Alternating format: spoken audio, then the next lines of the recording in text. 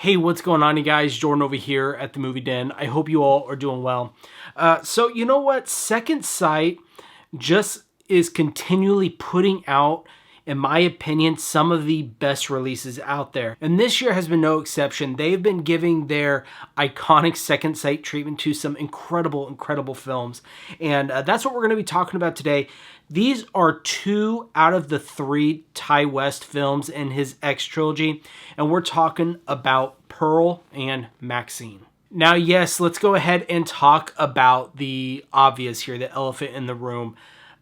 We don't have the first film, X, from this trilogy. And yeah, I'm a little disappointed about that too. But why is that? Well, it's a simple answer, really. Rights. You see, Universal owns the international rights for Pearl and MaXXXine, which Second Sight was able to partner with, and Universal had let them use these films. Now, as far as X is concerned, the company Entertainment Film Distributors owns the international rights for X. And, you know, usually they like to do their own set of releases, and most of the time they're steelbooks. And they're the ones who gave us this version of Heretic and this recent release of Hereditary. But with that being said, never say never, because if I've learned anything doing this for a while, is that anything is possible. So hopefully one day we'll get X from Second Sight to complete that trilogy. Now let's go ahead and start with Pearl. Now, this being the second film in this trilogy, it actually is a prequel to the first film, and it follows the origin story of Pearl, who is the old lady in X that owns the farm, who also in X is played by Mia Goth. So this film is set in 1918, and it's backdropped by World War I, and she is living on this farm over the eye of her very strict mother, while also taking care of her severely disabled father. But she has one thing. She dreams of becoming a star. She dreams of becoming the biggest star the world has ever seen. Someone like the actresses and the dancers that she gets to see when she sneaks off to the local cinema in her town. So one of these times that she does sneak off to her local movie theater while she's out running errands, she meets the projectionist at this theater, and he basically fuels this desire for her to become famous. But disappointment after disappointment happens. She goes into this audition to be a part of this dance number for a church. She gets rejected, and it's kind of at that point a switch is flipped, and who she always was and who she has tried to keep down for so long starts to rise up. Now look, the visuals in this film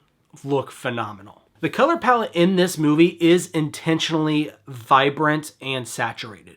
In one way, we're almost seeing the world through Pearl's fantasies, but it's a major deviation from your typical kind of color palette of horror films. And on the other end, we're seeing what they intended to be kind of a nod to more technicolor. Think Wizard of Oz, the films of the 1930s. That very rich, vibrant color is throughout this film. And Second Sight's Dolby Vision transfer on this even just takes it up to the next level, and it looks gorgeous. But you are also getting a Dolby Atmos mix in this, which, look, it sounds great, but for me personally, I think with this film and with MaXXXine, which we'll talk about here in a bit, it's the visuals that really stand out to me. Now, as far as special features are concerned, this thing is pretty loaded. Let me get the J card here. So we are getting obviously new audio commentaries. We pretty much get those with most new releases. This one's from Alexandra Heller-Nicholas, but they are bringing back a lot of the people involved with this film for interviews, like Ty West, which is a great interview. Check it out. They talked about how they utilize the exact same set as X. 1, to save money. 2, they were already there after being quarantined. This was during the pandemic. And which is funny enough, during the time frame of this movie, in 1918, the Spanish flu is going on, so there are people walking around with masks, and they do kind of make a reference about that. But anyways, check that interview out. It's great. You're also getting another new interview with the actor who actually plays her mother, who is also the intimacy coordinator on X. Her name is Tandy Wright. So she got an interview. You're also getting a new interview with the DP, Elliot Rocket, which was a great one as well. I highly recommend checking that one out. And then you're also getting a new interview with production designer Tom Hammock. and then a great video essay by Joe Wallace, plus a really great booklet. No surprise there. Second Sight and their booklets are like, they're known for their booklets, really. Now, before I jump over to my overhead cam shot to unbox this and show you everything, which I will, let's first talk about MaXXXine. Now, MaXXXine picks up 6 years after the events of X. MaXXXine is now living in Hollywood, and she has made herself well-known and famous in the adult film industry. However, that's not enough for her. She longs for superstardom. She wants to get into those big Hollywood budget films. And Pearl and MaXXXine, the characters, they share that same ambition, which makes me a goth playing both of these characters pretty clever, because they both are kind of the same characters in of themselves, just they go about it quite a bit differently. This story takes place in 1985 Hollywood during severe censorship within mainly horror films, and well, even also music as well. There's some footage in this film that they actually took from a real trial that took place where Dee Snider, the lead singer of Twisted Sister, advocates for music in general, fighting censorship. And look, if you haven't seen that, I would definitely check that out. Even if you're not a fan of Twisted Sister or anything, what Dee Snider says in that hearing, and I've seen it before, it's incredible. So definitely check that out if you guys haven't. But anyways, not only the censorship, the moral outrage, and this was at the height of the Satanic Panic. Meanwhile, there's a killer running around that the media has dubbed the Night Stalker. And this killer begins to start targeting people surrounding MaXXXine and eventually MaXXXine herself. Now, visually, this film completely goes in the opposite direction of Pearl. It's grungy, it's grimy, it's got a very VHS era with a clear homage to the kind of straight-to-video horror films of the 80s. You could tell that this film had a much bigger budget, but I think the direction Ty West went with this and he decided to stick with this kind of grungy, grimy look, it was spot on. I thought it looked great. And also, if you're a fan of Italian films like I am, there is some giallo influences in this film with a leather-gloved killer that you never see his face and it's not revealed to the end. There's even a sequence where he kills one of the video store owners, and that whole film seems like they got Argento himself to do that sequence. From the iconic zooms, the camera shots, the stylistic, almost artistic way that he uses his knife in that sequence.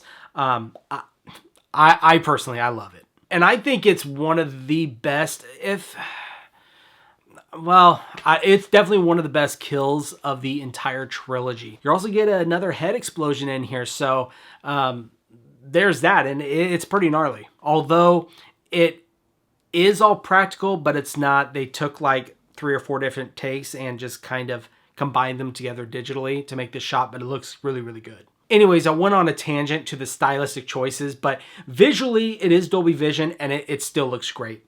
As far as audio is concerned, we are getting Dolby Atmos yet again on this release. Again, as I had said with Pearl, to me, the Dolby Atmos sounds great. I'm not complaining, but it's the Dolby Vision, the visuals of these films, I think are what stand out the most. Especially in this film with the HDR, a lot of shots are at night in Hollywood, the neon lights and everything. It looks really, really good. Now, as far as special features are concerned on this one, similar stuff. You are getting a new audio commentary on this one by Bill Ackerman and Amanda Reyes. You're also getting another brand new interview with Ty West. Check that one out. That's another great one, talking about how they used Warner Brothers and Universal backlot in this film. And it was pretty interesting. You're also getting an interview with the producer Jacob Jaffe, which that one's a pretty lengthy one as compared to the other ones in here, but it's still a great one for you guys to check out. You're also getting an interview with the DP Elliot Rocket once again on this film. And you're also getting an audio interview only with the production designer, what's his name here, Jason Kisvarde, I think that's how you say his name. You're getting a video essay called The Whole World's Gonna Know My Name, Cat Hughes on MaXXXine. The Belly of the Beast, XXX marks the spot. Hollywood is a killer. Q&A with Ty West. So you're getting some really good special features in here. Again, another great booklet in this release. Second Sight, like I said earlier, is known for those booklets, and you're getting it with this as well. But guys, with that being said, let's go ahead and head over to my overhead cam shot over there. We're going to unbox these two, show you everything that comes in these releases. Then I'm going to bring you back over here and we'll wrap things up. All right, guys, and here we go. We have got from Second Sight, MaXXXine, and Pearl. Let's go ahead and start with Pearl right here. Now, this artwork, I think this is great. As I said earlier, this film really invokes the kind of early 1930s. Like I said, think Wizard of Oz, Technicolor, very vibrant, very saturated in the colors, and it's showcased very well here on the case itself. Let's go ahead and take this J card off right there. So there you have Pearl on her farm right there with her axe. There is the side right there for Pearl, and then on the back, more obviously of the farm. It's kind of honestly a continuous shot, if you guys can see right there.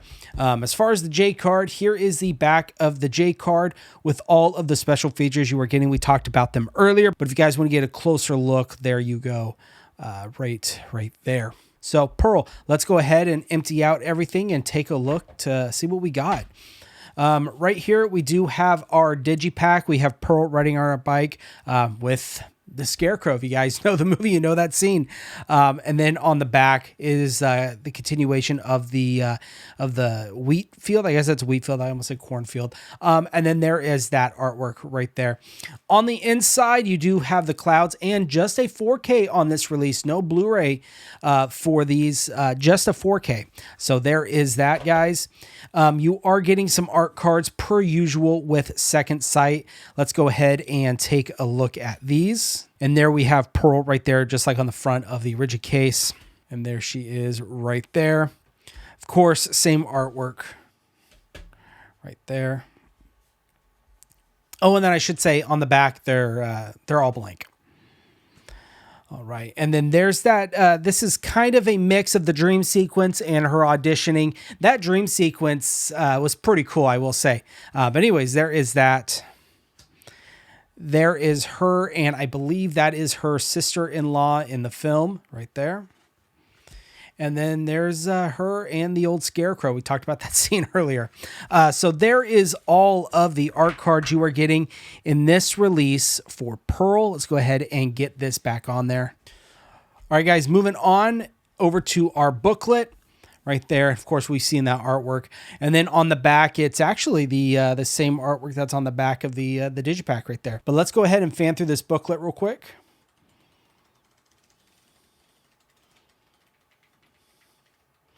As you can see, 120 pages. This is a really, really nice booklet. As far as the contents is concerned, we have got cast and crew, ties that bind, repression, madness, and matricide in Ty West Pearl. All I really want is to be loved. Sympathy for a killer. We're getting the mask slips on Pearl, isolation in the cinema of pandemics. A mother's work is never done. Clutching Pearls, tears, and terror titillation in Ty West's and Mia Goth's Pearl.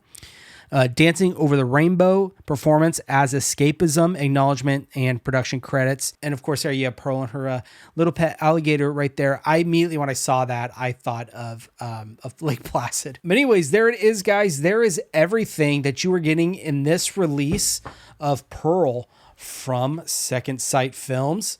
Let me go ahead and, if I can get that in here. All right, so there you go. Let's move on to the third film in the X trilogy. We have got MaXXXine. Let's go ahead and take that J card off. And then there she is right there blowing a kiss. And I believe that is probably on the red carpet in the movie. Of course, you got Hollywood in the back. There is the spine right there, MaXXXine, and on the back. And there she's already got her star on the Hollywood Walk of Fame. But here is the J card. On the back are, again, the special features. If you guys want to pause the video to get a more in-depth look of everything you are getting right there. And let's go ahead and empty this out and see what we're getting. So here is your digipack right here. As far as the artwork is concerned, there it is right there. You've got Hollywood right there with the lights. And again, just a 4K, no Blu-ray in this release. So that is all we're getting with that.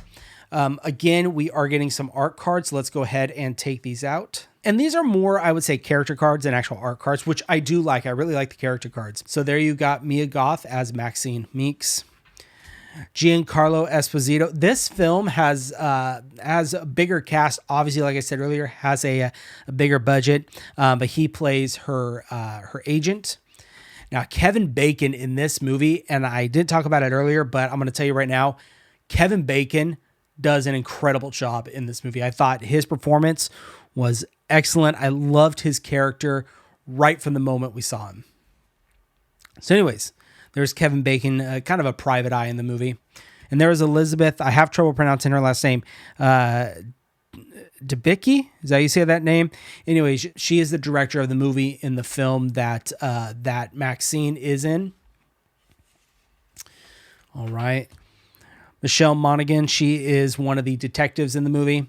And then there is the last one, the other detective in the film right there. So guys, there is all of your character cards. I'm going to call these your character cards in this release. All right, so there you go.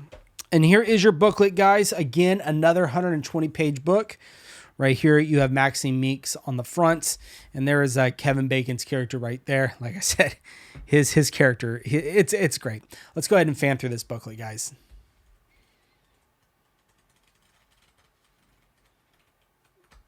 There you are. As far as the contents, we are getting cast and crew, MaXXXine Meeks and the rejection of the final girl. MaXXXine finds a future in horror's history. The belly of the beast. MaXXXine and the legacy of vulgar altruism. The salvation of MaXXXine Meeks.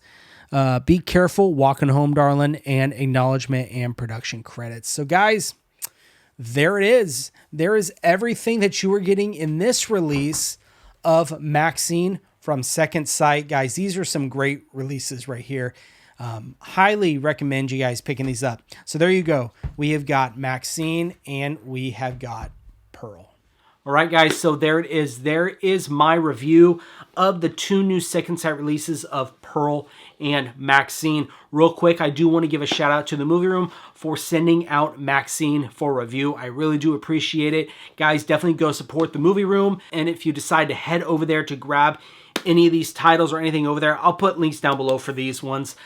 Make sure to use my code MovieDen10 at checkout. Save yourself 10% off your order. But guys, let me know down below, out of these two films, which one is your favorite? I'd love to see what you guys think. For me personally, it's kind of hard. They both, to me, they're pretty different. So to me, they're about equal.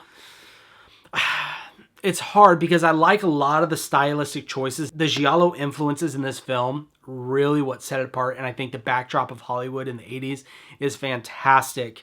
However, I really, really like the Pearl character in this one. So I'm going to give it a tie for these. But guys, let me know down below which one is your favorite out of these two. And guys, that is going to be the end of the video. I hope you all enjoyed it. And of course, you all take care.